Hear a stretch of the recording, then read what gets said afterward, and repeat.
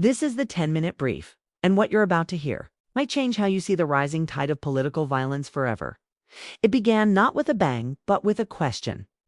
On a quiet campus, a voice rang out, challenging a speaker. But this was no ordinary debate. It was the prelude to a shot that would echo across a nation. Charlie Kirk, a prominent conservative voice, was assassinated in broad daylight. But the trigger wasn't just pulled by one man, it was pulled by an ideology. The investigation that followed was a frantic race against time. A suspect was caught within 33 hours, but the evidence they uncovered was chilling. A note later destroyed, but forensically recovered. A text message sent before the attack.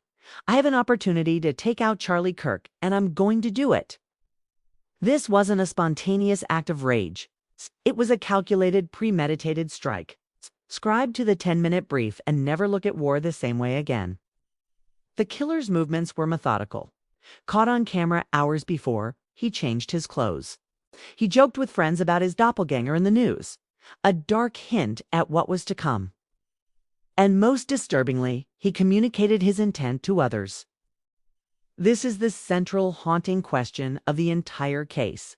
Who else knew? Was this a lone wolf or the tip of a sinister network? The FBI descended, treating it as a case of targeted violence.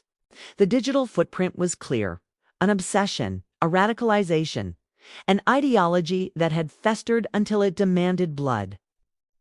The killer had become increasingly political, detached, consumed by the very forces of hatred he claimed to oppose.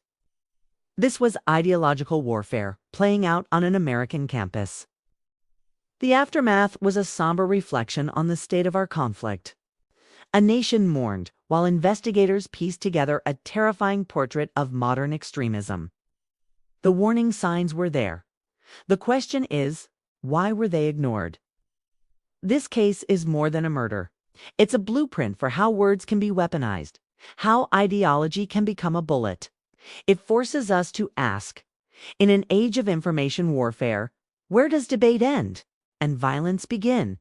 Thanks for watching the 10-minute brief, where history isn't just told, it's felt.